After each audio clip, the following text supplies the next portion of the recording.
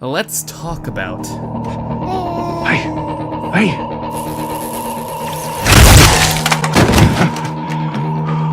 Holy fuck! That was diabolical! I know I'm a little late to this, but I decided not to watch it. I thought it was kind of stupid, you know, one of those shows that, but man, was I wrong. So I want to be talking about less spoiler things, basically selling you The Boys if you have not watched it yet, and basically why you should. So let's just get into it. This show is, I think, the perfect example of high-class filmmaking, while at the same time, the normal Joe who doesn't care about all that artsy shit can enjoy it. For example, Deadpool can just be read as a comedy and as a subversion of the comic book genre.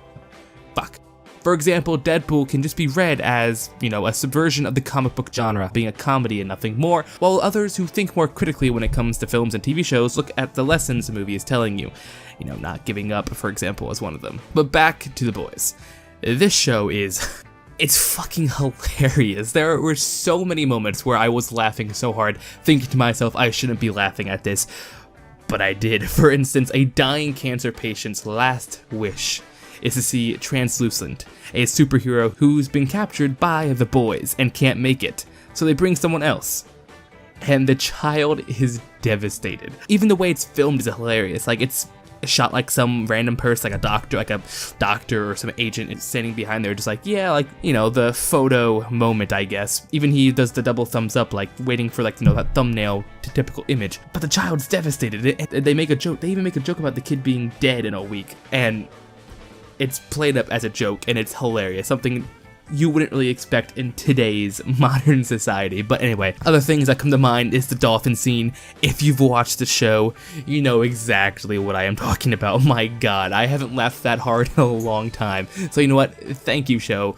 You did me a favor on that. But seriously, I want to get into some little bit more critical thinking of the show, and if you haven't watched it, you know, this is going to be the spoiler section. That was a little short, but I gotta talk about this show. I needed to get it off my mind because this show is hilarious and just so freaking good. So, you know, if you haven't watched it, go watch it, please. For the love of God, please.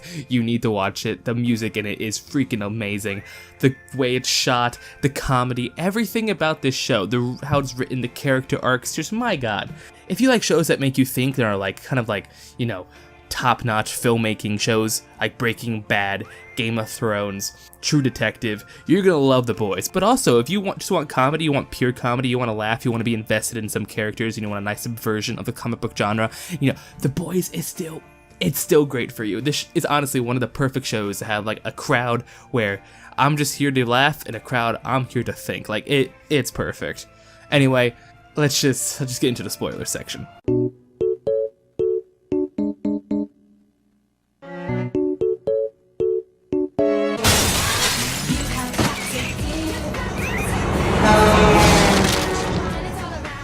I have such a mixed complex when it comes to the character Deep, the Aquaman equivalent superhero. I think he's my favorite character, but at the same time I love Starlight. But at the same time I love Billy Butcher. I think everyone who watches this show has the same feelings as well. Like, what I went through. You know, I'm reading through a script, but I'm reading Deep is my favorite character, but at the same time I'm thinking, wait, that's not really that true. There wasn't even one character that was written poorly.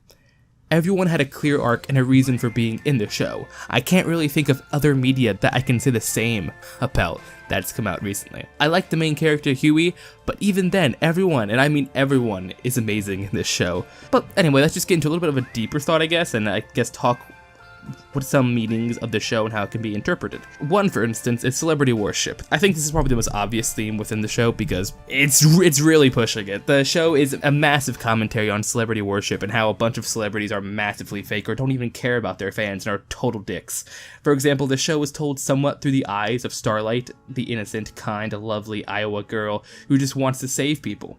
She wants to do good by her powers, but when she gets there, it's a huge eye-opener that it's only about media, fans, and how people like you, about the money, and looking good for the public, having speeches scripted out for you by higher-ups at a corporation, and if you threaten to say anything else, there's a chance of you getting fired. Like, I know not everyone is like that, but definitely there are a few in the bunch who have staff write their tweets, write their speeches, and tell them where to donate their money for them to look good. You know, there are definitely some of those in the group that are just total dicks.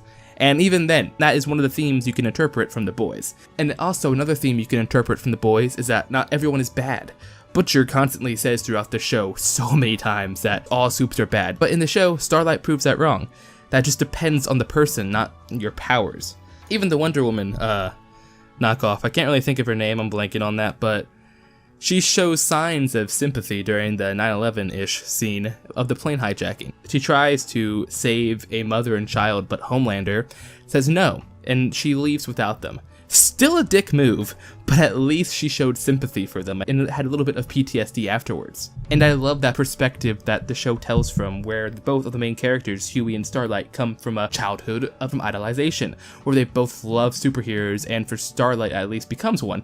But once their world is opened up, or for Archie terms, their inciting incident happens, they wake up from the fake world and realize the truth behind everything. For Huey, A-Train runs through his girlfriend and he doesn't even give a rat's ass about her. He's like, oh, my bad, and just runs off, literally kills the love of his life. The person Huey idolized and has San Diego Comic-Con exclusive edition action figures of him ran through his girlfriend, didn't give one rat's ass, and just walked away. And for Starlight, she got sexually assaulted by Deep.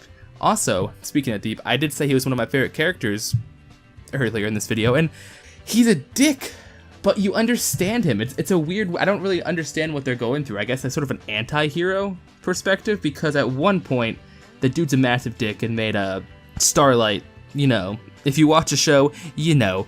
But at the same time, the writers focus a lot on him and try to make you feel bad for him. Some instances you feel bad for example, the Dolphin scene. I mean, he's trying to save the Dolphin, but at the same time, what a massive dick. Like, they want, the writers want you to feel conflicted about these characters, and I think it's great. I think characters that make you think, wow, I hate that I love them. I think that's good writing when it comes to certain characters. And likewise with I love to hate a character. I guess I love to hate Homelander, but I hate that I love Deep, because he is a hilarious character. Lobster scene, hilarious. Dolphin, one of the best scenes I've seen in a very long time when it comes to comedy. Literally, that one scene is better than the entire movie of Ant-Man and the Wasp, for example. Like, this show, it's perfect. But finish up talking about Deep. I hate that I love him, and the writers are definitely putting a lot of attention on him on purpose to make people feel for him, even though he's a massive dick. Possibly trying to set up some redemption arc for him later down the line. But anyway, back on topic. They wake up from their fake world and realize the truth behind everything, and that the government is bad, the huge massive corporations are in league with the government, and there isn't really much they can do about it without exposing it to the public. But even then, this show tackles themes like celebrity worship, corruption, dominance, a very weird, very odd take on a power struggle, and opening up someone's world from a fake reality that a lot of people live in today. It's basically the Matrix, but comic book edition, I'd like to say. It's not the same as the Matrix, but the comparison is definitely there. And finally, I just want to end this video on one last artsy cinematography technique I loved in this show. Right when I saw it, I was like, good filmmaking. Can't think of some clever transition, so fuck it, we're just going to talk about it. In episode 2, the boys have captured Translucent, a superhero, a part of the Seven, who has unbreakable skin and can turn invisible. Side note, I think episode 1, when like he's just hanging around naked in the bathroom, god damn it. Like, it's still scenes like that make this show.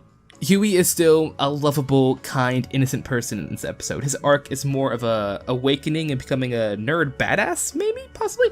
But in the beginning, he's still this loving, caring guy who doesn't think he can handle all this crap. And Translucent can see it in his eyes, saying how he's not this bad guy and that he doesn't have the balls to kill him. Basically saying, if you let me go, I'll be the hero.